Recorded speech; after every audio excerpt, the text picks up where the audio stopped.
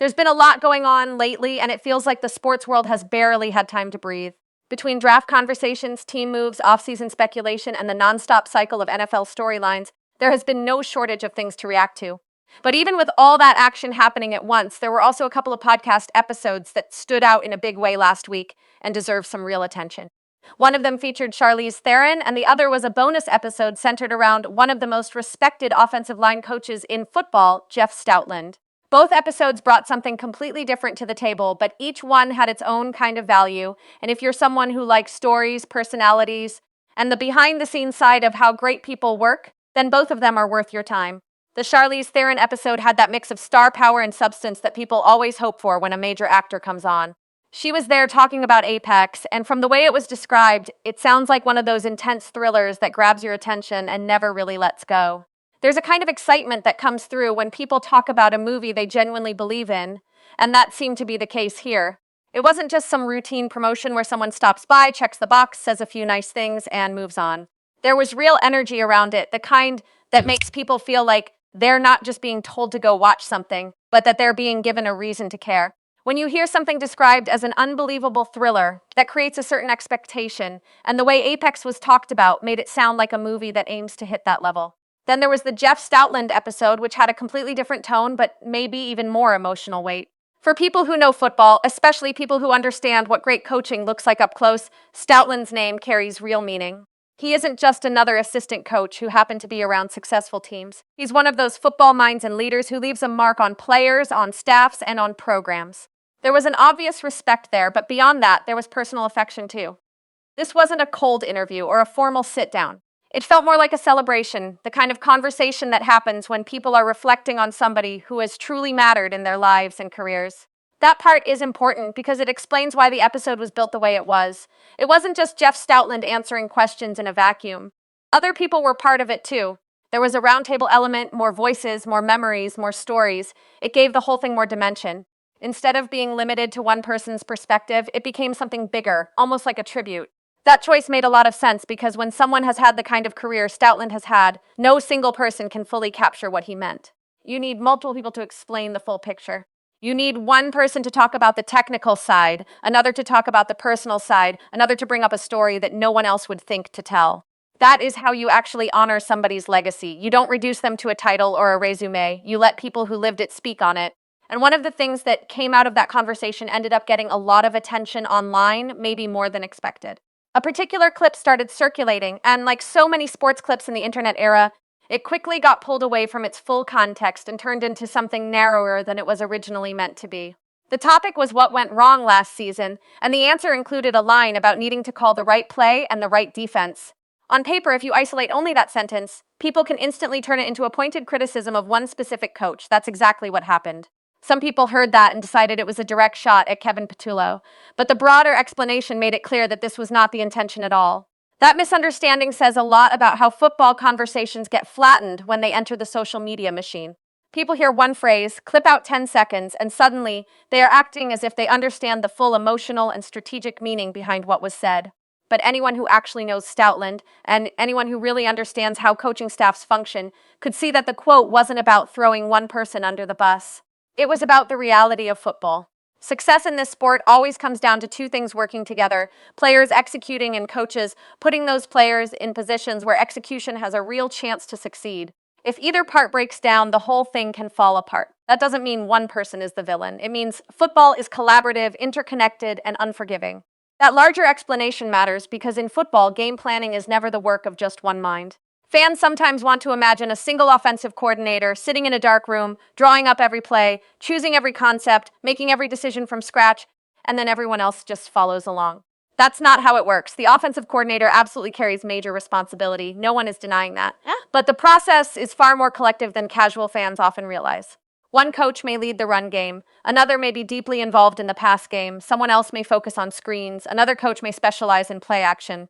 People contribute red zone ideas, backed up offense ideas, third down packages, protection adjustments, situational tendencies, and opponent breakdowns.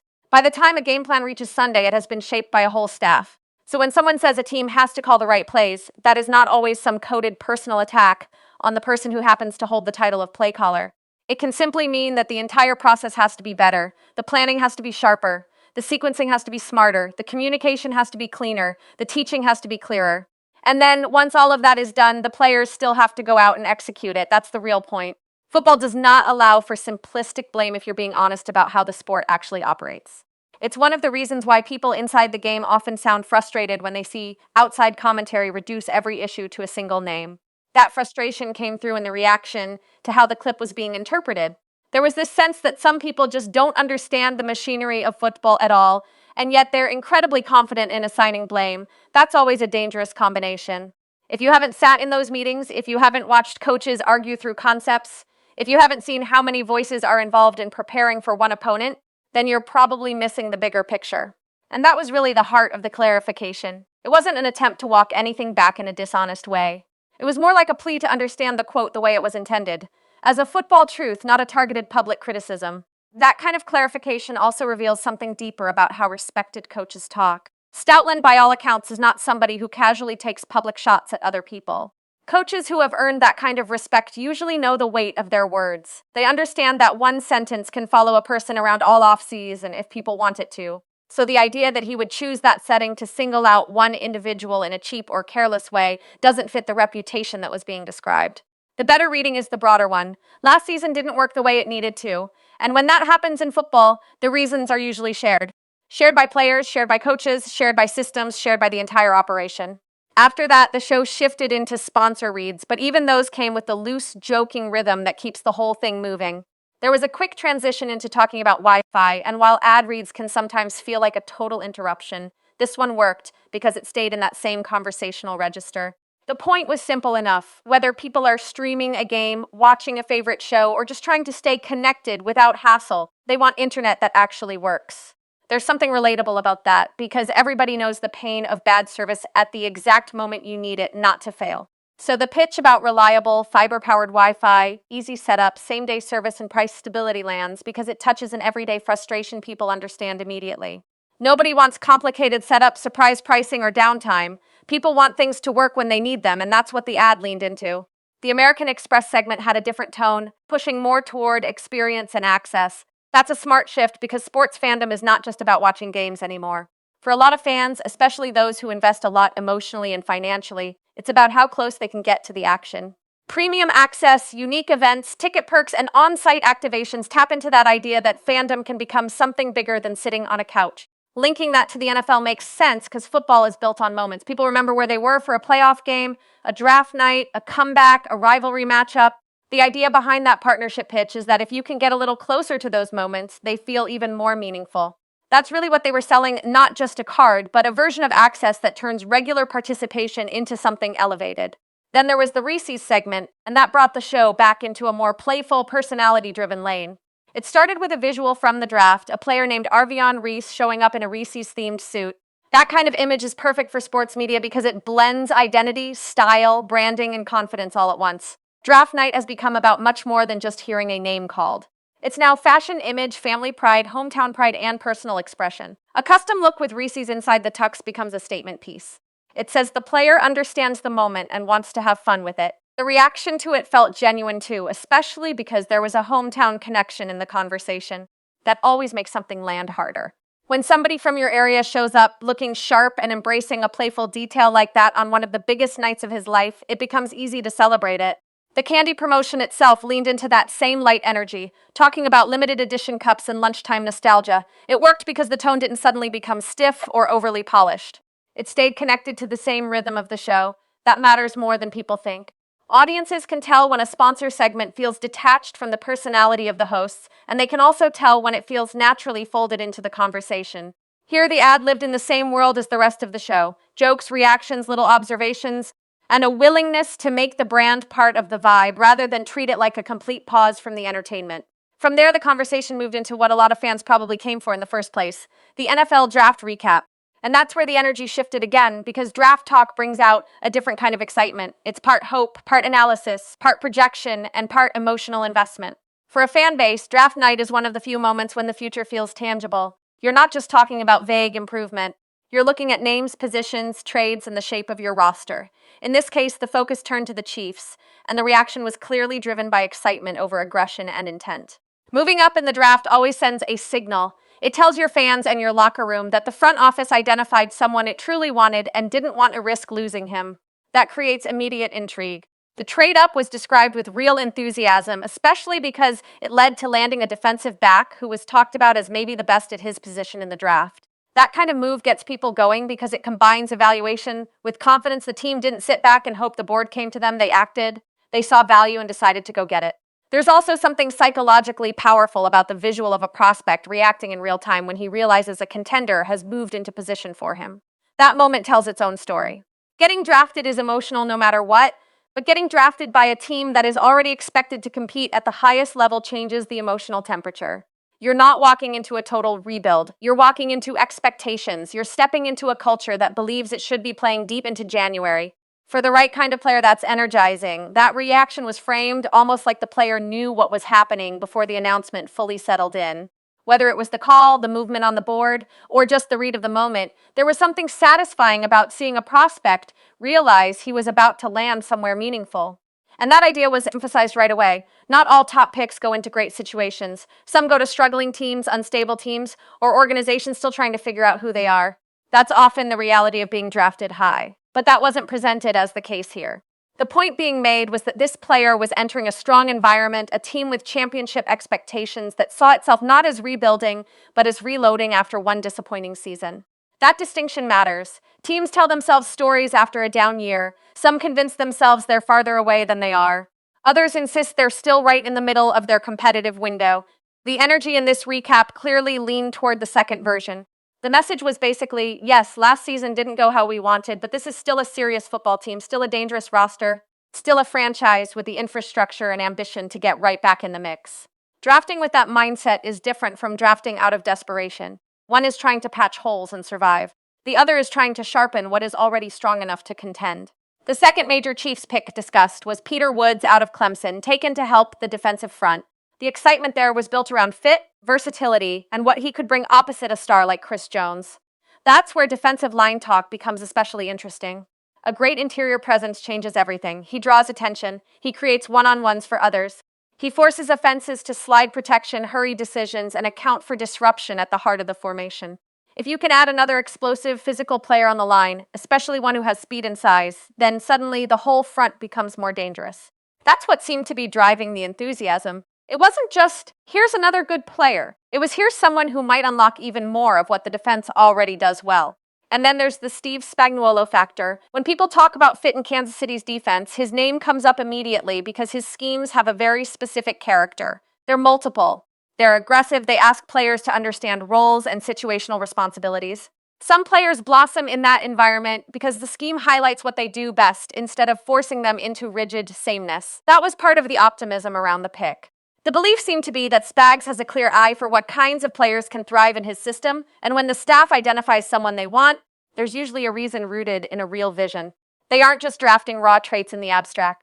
They're imagining how this person will be used, where the mismatches can come from, what jobs he can handle, and how he can make the whole defense harder to solve. That is one of the most important things about evaluating draft classes. It's never enough to say whether a player is talented. The better question is whether that talent can be translated into the actual world he's entering. A great player in the wrong system can stall. A very good player in the right system can explode. Coaches like Spagnuolo matter in that equation because they don't just collect talent. They shape it, assign it, and build around it. So when people sound excited about a defensive pick in that environment, they're often reacting not only to the prospect, but also to the coach who will be developing and deploying him. The defensive back discussion also included a bigger reflection on the Chiefs' secondary, which has taken a lot of wear over the last several years. That's another place where draft picks are about more than the name itself. They are responses to ongoing roster stress. If a unit has been picked apart repeatedly, whether by free agency, injuries, age, or just the normal cycle of contention, then eventually you have to replenish it with intention. You can't just assume it will fix itself. The tone of the conversation suggested that this pick was about doing exactly that. Reinforcing a part of the team that had been under pressure and giving the defense someone who could be part of the next wave. Then, almost seamlessly, the conversation pivoted into something that lives in a different part of pop culture, but has become impossible to separate from the Kelce orbit. Taylor Swift. That transition says a lot about where sports media is right now. The modern audience doesn't divide the world neatly into sports here, entertainment there, celebrity here, football there. Those worlds overlap constantly, and if you're talking about Travis Kelce in any broad cultural sense, the Taylor connection is inevitably part of the picture. What made this particular segment interesting, though, wasn't gossip, it was admiration. The focus wasn't on headlines, paparazzi, or tabloid style speculation. It was on work, specifically, on how Travis responded to hearing Taylor talk in a deeper way about songwriting. That distinction matters because it reframes the relationship in a way that feels more substantial. Instead of reducing it to celebrity pairing content, it becomes a conversation about excellence and mutual respect. According to the script, Travis was responding to Taylor opening up in a rare way about how she writes songs, how intentional she is, and how much care she puts into each lyrical decision. His reaction centered on the seriousness of her process. That's a compelling angle because elite athletes instantly recognize disciplined craft when they see it, even if it exists in a completely different field. The mechanics are different, but the mentality is familiar. That seems to be what impressed him most, the realization that she doesn't approach songwriting casually or loosely, even though the finished product may feel effortless to listeners. Every word matters, every phrase is a choice, every emotional turn is deliberate. For someone like Travis, whose entire athletic career has been built around preparation, repetition, timing, and execution, it makes sense that he would respond so strongly to that level of precision. Great athletes know that excellence is often hidden inside details the audience never fully sees. Fans see the touchdown, the album, the performance, the trophy. But behind all of that are tiny decisions made over and over with discipline. If he saw that same internal seriousness as in her creative life, then of course it deepened his respect. What also stood out in the script was the emphasis on honesty. Taylor's ability to take real, personal moments and transform them into songs that reach millions was framed as something rare. That's an important point because emotional authenticity is one of the hardest things to maintain at the highest level of fame. Once somebody becomes globally known, there's always a risk that the work becomes too protected, too polished, too filtered through expectation. But what Travis seemed to admire was that she still puts real feeling into the material. She doesn't simply manufacture songs in a detached way. She draws from actual life, actual experience, actual vulnerability. And somehow, instead of making the work smaller or too private, that honesty becomes the thing that lets millions of people connect to it. That is a difficult trick to pull off. A lot of people can be personal, a lot of people can be polished, fewer can be both, fewer still can do it repeatedly while operating under enormous scrutiny. So when Travis talked about appreciating her work ethic and her process, the admiration wasn't just romantic. It was professional in the best sense. It was one high performer looking at another and recognizing the cost of mastery. That's why the segment resonates beyond celebrity curiosity. It speaks to something people across fields understand. The deeper your commitment to your craft, the more you can recognize and value that same commitment in somebody else. There's also something powerful about the idea that being close to a person like that can sharpen your own understanding of excellence. The script suggested that watching Taylor work up close gave Travis a stronger appreciation for what real dedication looks like. That doesn't mean he didn't understand dedication before. Of course he did. He built a Hall of Fame level football career on it. But sometimes seeing another person attack their own discipline with that kind of seriousness reminds you that greatness has many forms. One person trains in pads and cleats. Another revises lyrics and melodies. One studies coverages. Another studies emotional nuance and phrasing. Different tools, same standard. That idea of mutual inspiration is probably why the segment landed as more than just a compliment. It painted a picture of a relationship where admiration flows both ways, where each person can look at the other and see not just success, but process. And that's usually where the deepest respect comes from. Surface level success is easy to notice. The harder thing is appreciating what someone had to become in order to sustain that success.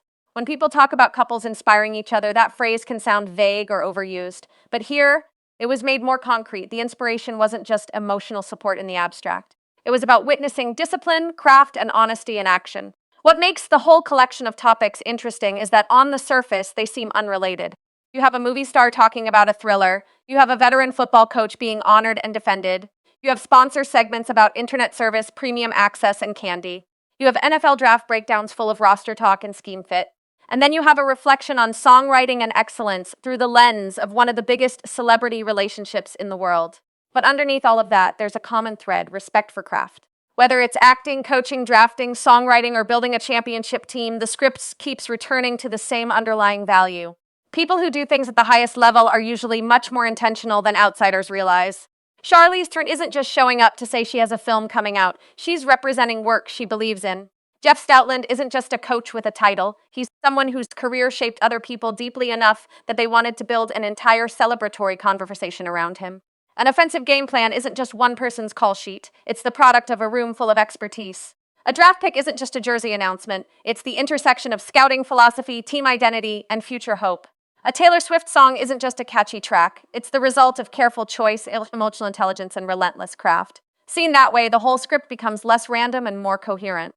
It becomes a commentary on serious work happening inside public entertainment. Another thing that stands out is how much of the script depends on tone. It isn't written like formal reporting. It's casual, fast, playful, and reactive. That style matters because it lets the host move between heavy topics and light ones without sounding forced. One moment they are clarifying a potentially misunderstood football comment. The next they are laughing about a draft night suit. Then they're breaking down defensive line fit. Then they are admiring the artistic process of a global pop star. In a more rigid format, those shifts might feel jarring. But in a conversational podcast environment, that fluidity is the appeal. The audience is not just coming for information. They are coming for personality, perspective, and chemistry. That chemistry also helps with trust. When a host stops to clarify something serious, like a quote being misread, the audience is more likely to listen if that host has already built a style of speaking that feels candid. The same is true when discussing draft picks. Fans don't only want sterile analysis, they want to feel the excitement, skepticism, humor, and emotional logic behind the take. A show like this works because it can carry actual information while still sounding like a real conversation between people who know the world they're talking about. Yeah. It's also worth noting how the script reflects the modern pressure on public figures to constantly manage interpretation. The Stoutland quote issue is a perfect example. Something can be said in good faith, in context, with nuance, and still become a distorted talking point within hours. That has become normal now, not just in sports, but everywhere. It places a strange burden on people in media. They are often forced to not only share their thoughts, but also preemptively defend those thoughts against the most reductive possible reading. That's exhausting, but it's part of the job now.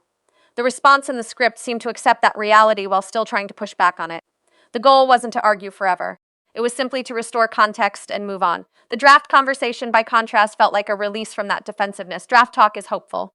It gives fans a chance to imagine what might be instead of reliving what went wrong. Even when people analyze weaknesses, they're doing it in the language of possibility. Can this player help? Can this coaching staff develop him? Can this unit rebound? Can this roster get back to where it wants to go? That hopeful energy is a big reason the NFL dominates so much of the calendar. The season may end, but the story never really does. There is always a new angle, a new projection, a new rookie, a new piece of tape, a new reason to believe. And then the Taylor segment brings a different kind of aspiration into the mix. Sports fans are used to admiring discipline in athletes, but hearing that same lens applied to songwriting broadens the emotional vocabulary of the conversation. It reminds the audience that excellence isn't owned by one field. The habits that build greatness, precision, honesty, repetition, care, intensity, emotional resilience, show up in art too. They show up in film, in music, in coaching, in leadership. That kind of crossover is one of the more interesting things about this script. It doesn't treat football as a sealed universe. It places it alongside other forms of high performance and lets those worlds reflect each other. By the end, what you're left with is more than a set of disconnected updates. You're left with a portrait of a media ecosystem where personality, expertise, fandom, celebrity, and analysis all live together. That's what modern sports entertainment storytelling often is now. It's not just scores and transactions. It's how people react, how moments are interpreted, how reputations are protected, how talent is evaluated, how relationships are understood, and how work gets respected across fields. This script taps into all of that, so if you step back and look at the whole thing, the expanded meaning becomes clear. Last week wasn't just about a couple of podcast uploads. It was about seeing different kinds of excellence up close. It was about celebrating a legendary football coach while correcting the record on how his words were being interpreted. It was about understanding that coaching and planning are collaborative crafts, not one-man shows. It was about enjoying the lighter side of the culture, whether through sponsor banter, candy jokes, or draft night fashion. It was about the excitement of roster building and the hope tied to young defensive talent entering a championship environment.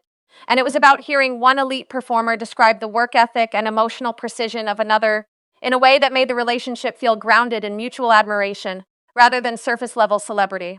That's why the script works. It isn't just feeding the audience information, it's giving them a feeling for how all these people move through their worlds. Charlize Theron comes across as someone proud of the intensity and appeal of her latest project. Jeff Stoutland comes across as a football lifer whose impact runs deep enough that the people around him want to publicly honor him. The Chiefs come across as a team refusing to think small after a disappointing year, still drafting and moving with the confidence of a contender. Travis Kelce comes across as someone who not only lives at the highest level of sport, but also knows how to recognize greatness in a completely different arena. And maybe that is the strongest final takeaway of all. Greatness leaves clues, no matter what field it shows up in. It leaves clues in how people talk about you when you're not in the room. It leaves clues in how seriously you take details. It leaves clues in whether your peers trust your intent. It leaves clues in how boldly organizations move when they believe in a player. It leaves clues in whether your work still carries truth after the world starts watching. This script, when expanded and understood fully, is really about those clues. It's about noticing them, naming them, and giving them the respect they deserve.